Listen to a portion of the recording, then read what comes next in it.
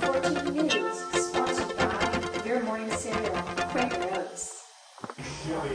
Good morning on this beautiful Friday, December 11th, 1953. I'm Sarah Morell. And I'm Kelly Evans O'Keefe. Today we acknowledge George Marshall, former Secretary of State and the new Nobel Peace Prize winner. Mr. Marshall was awarded the prize yesterday in Oslo, Norway, for his efforts to rebuild post-war European economy and infrastructure. In a few moments, Mr. Marshall will join us in the studio to share his story and his motives for creating and initiating his Marshall Plan. But first, we will hear a brief segment describing the challenges facing Mr. Marshall in a post-World War II Europe. The year was 1947, 2 years after the conclusion of World War II.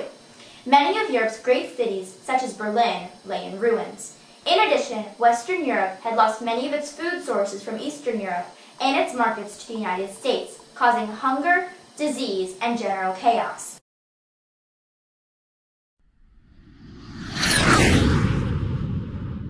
By 1947, financing exports was becoming more difficult, leading the State War Navy Coordinating Committee to state that the world will not be able to continue to buy U.S. exports at the 1946 to 1947 rate beyond another 12 to 18 months.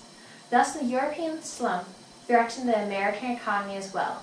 In addition, the agitation due to the European Depression brought Western Europe closer to the communist ideals condemned by the Truman Doctrine. The Greek Civil War illustrated just how close Europe was to political change, deemed unfavorable by the United States, particularly in France and Italy.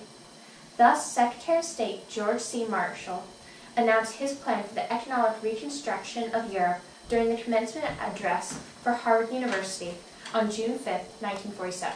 Our policy is directed not against any country or doctrine, but against hunger, poverty, desperation, and chaos. Its purpose should be the revival of a working economy in the world, so as to permit the emergence of political and social conditions in which free institutions can exist. On July 12, 1947, European nations sent delegates to the Conference of European Economic Cooperation. The Soviet Union declined participation beyond an initial meeting and pressured Czechoslovakia, Hungary, and Poland into following its lead. In September of the same year, the conference published a report estimating the cost of the program for 4 years and establishing the Organization for European Economic Cooperation to coordinate the effort in Europe.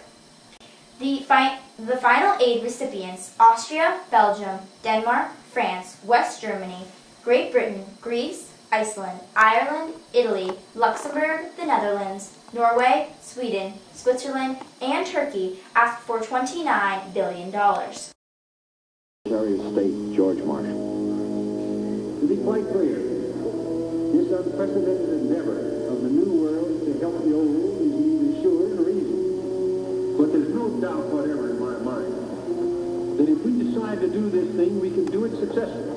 And there's also no doubt in my mind that the whole world hangs in the balance. The European Recovery Plan, popularly dubbed the Marshall Plan, encountered early opposition from the isolationist conservative Republican wing, who believed that the United States had done enough already, having already given $9 billion in aid, and was led by Senator Robert Taft of Ohio.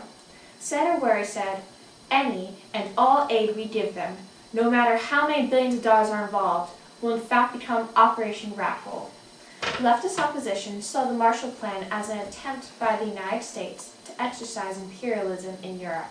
The Truman administration adjusted the amount to $17.8 billion before sending the ERP to Congress. Spurred by a communist coup in Czechoslovakia in February, Congress passed the Economic Cooperation Act of 1948 on April 2nd. It was signed by the President on the next day. When we come back, we'll be joined in the studio by George Marshall, who will give us his view on his effect of the Marshall Plan in Europe. But first, a brief weather report.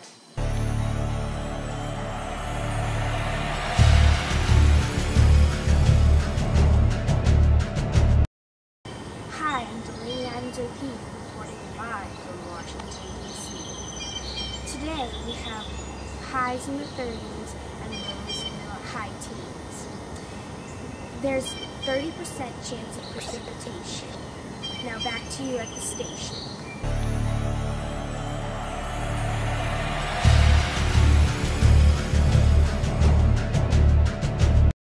Now we are joined in the studio by General George Marshall, who will talk with us about the short-term and long-term effects of his plan.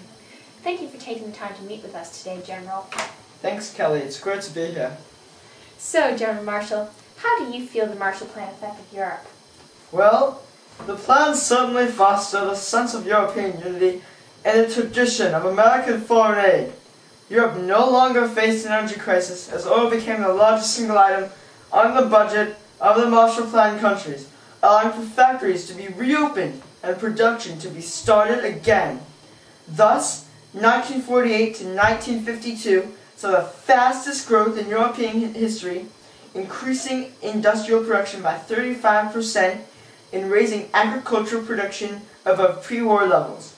Overall, the plan was a complete success. But not everyone was happy with the plan.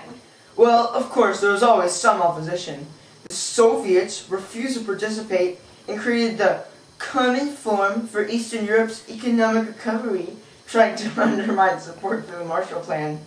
Within the U.S. itself, the left saw the plan as an attempt to colonize Europe, while the right feared the high cost. But no cost is too great for the ensuring the prosperity of our world. How do you feel about receiving the Nobel Peace Prize? Honored, of course.